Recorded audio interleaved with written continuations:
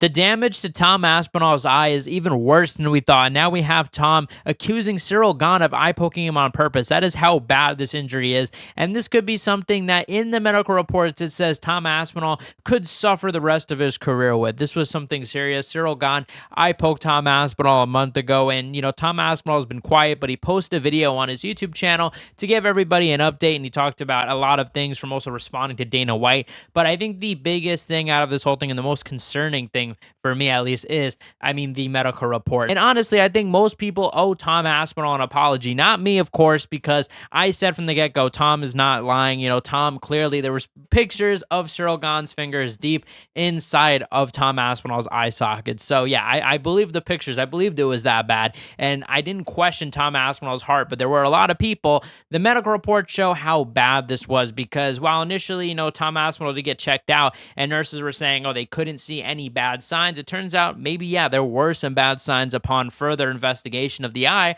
because he has some very traumatic injuries, and not one, but two eyes, and they could affect him for the rest of his career, guys. So apparently what he has is bilateral traumatic Brown syndrome. And what this is just, it's also apparently a rare thing. Not a lot of people get this. And let's be real. The actual eye damage that Tom Aspinall had to take from Ciryl Gane, a strong dude, two fingers deep inside. You're not going to see many injuries pretty similar to that, to be honest. To my understanding, this means that Tom Aspinall is struggling moving his eyes up. So I would imagine it to be like this. You're moving your eye up and it's just constant strain. It's so much pain that you can't really move it up. And Ciryl Gane can't have that when he's fighting, obviously, right? He can't go back in the octagon, which he does talk about the fact that he's probably going to take some time off. He even talks about potentially needing eye surgery. So that is how bad it is. There's talk of surgery on the eyes. We've got to see how it goes over the next few weeks. Obviously that's down to the specialists and stuff, but I'm not in the gym training at the moment.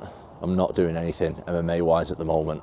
I'm just following the doctor's orders right now and seeing what happens with the health. And all of this just shows you we have to do something about eye pokes, and that's where we get to Ciryl Gane and all this because, Ciryl Gane, I'm not going to say he did it on purpose. I don't think Ciryl Gane did it on purpose. However, Tom Aspinall does show a lot of evidence of Ciryl Gane being at the very best careless, you know what I mean? Like just having his fingers out at all times. There's a compilation in the video I can't really show because of copyright and stuff, but that every time Tom Aspinall goes forward, Ciryl Gane extends his fingers forward and basically like towards his eyes. So if Tom Aspinall goes forward, he's going to get poked. And what that does is just, it makes it unfair. Basically, any opponent has to stay at range because they're ducking these fingers. Even Tom Aspinall brings up the fact that John Jones accused Ciryl Gane famously of being a cheater at the post-fight press conference where he beat Ciryl Gane. I've noticed in a lot of Ciryl Gane's fights, if you look at that Tai Tuivasa fight, one of the shots that actually put him down was a strike to the back of the head. He hits people in the back of the head quite a bit, and I didn't want any type of dirty play happening on such a big night. But Tom Aspinall takes it a step further and accuses Ciryl Gane of doing it on purpose, and he's saying that he's doing it to get an advantage, make Tom Aspinall not be able to see, and then beat him in the later rounds. Here's what Tom Aspinall had to say. When it initially happened, I didn't really think much of it. I thought, accidental eye poke, whatever. Look, when I watched the fight back, that's when I really got the gist of what's going on. The guy was trying to poke my eyes out all the way through that round. Multiple exchanges, nearly every exchange that I could put him in danger. He had his fingers out pointing towards my eyes. Now, like I said, I don't think that Ciryl Gane did it on purpose, but I think at the very best, if you're going to be nicest to Ciryl Gane, he's careless. It doesn't matter if you're doing it on purpose or not, and I don't think that really matters. I think, that's just a whole nother thing you have to prove. You don't even have to talk about that. Whether it's on purpose or not, the result is going to be the same. We're going to have a fighter that's unfairly affected like Tom Aspinall was, which is why the fight got canceled, which is why, we're in this situation. There is so much at fault here. It's not just Ciryl Gane. Before we get to Ciryl Gane, it is the UFC being a multi-billion-dollar company, guys, and not reinvesting into these gloves. The UFC has reinvested a lot into MMA and stuff like that with the PIs, but come on, there is nothing with these gloves. It is because, we've heard stories behind the scenes that, the UFC has been too stingy, too cheap to kind of upgrade their stuff. There's been, stories behind the scenes and things like that, but there needs to be some sort of fix because we have situations like where Ciryl Gane fought Tom Aspinall and it just ended in and just a lackluster ending because there isn't really an ending. There's just a foul. And then Tom Aspinall plays a montage that, once again, I can't play here because of copyright,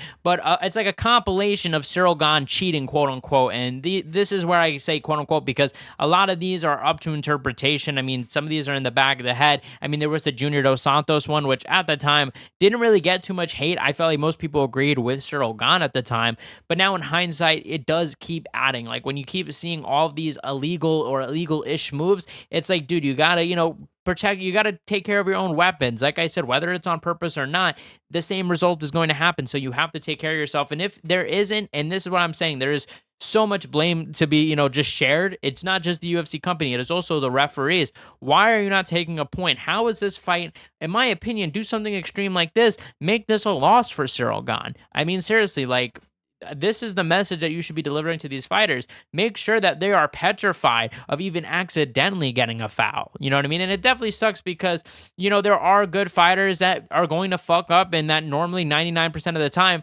they're fine. They're going to fuck up, and then maybe they will fall victim to these harsh rules when, yeah, maybe it was an accident. Maybe it wasn't the fairest, But it really does suck because you have guys like Ciryl Gane who constantly cheat. Other fighters like Leon Edwards, who also has a reputation of cheating. Kamaru Usman also had a bit of a reputation of cheating. A lot of other fighters do. I mean, Michael Chandler, another one, another famous example. I mean, there's so many of these fighters that repeatedly get accused of cheating and nothing is done about it until there is this main event spot that is messed up where we see with Ciryl Gane and Tom Aspinall, and it's just, a big pay-per-view falls flat on his face, and that's where we get to Dana White finally being mad about the situation, is when this stuff does blow up. And Dana White did have a lot of bad words for Tom Aspinall, as we know, and I was curious to see what was Tom Aspinall's response. And you definitely can't make somebody continue if they feel they've been injured. Only Tom knows what happened. Could he see? Couldn't he see? Could he continue? Only he knows that. Tom Aspinall has been nothing but good to the UFC.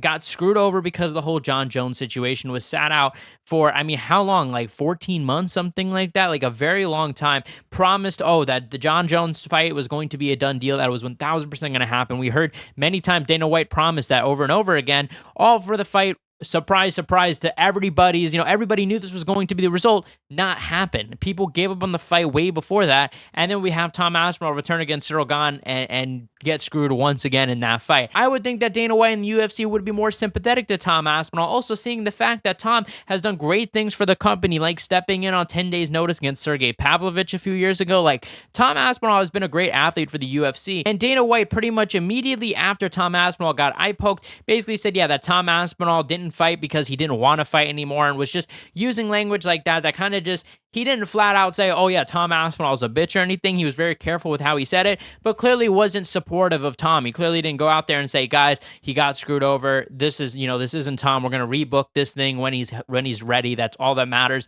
That is not what he said. It seemed very much like he was bitter, like he was salty, like he was upset that this happened. Like he basically felt like Tom should have pushed through with this injury. But now we're seeing with this report, that wasn't the case. And here is what Tom Aspinall had to say about Dana White's reaction and his comments. I'll tell you why I didn't continue.